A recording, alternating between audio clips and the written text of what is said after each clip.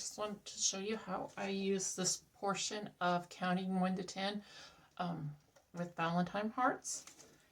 So we have this here. I'd have this laying on the table, probably for a small group activity. And then I would get the little candy hearts and I'd have them, we'd count and we'd place them on each of the hearts.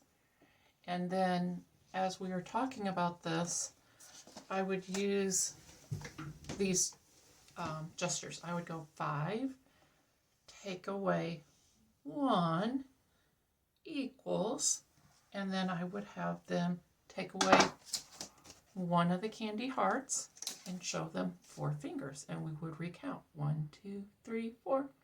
And I would go 4, take away 1 equals, have them count the candy hearts, and then show them the number 3. 1, 2, 3, and so on.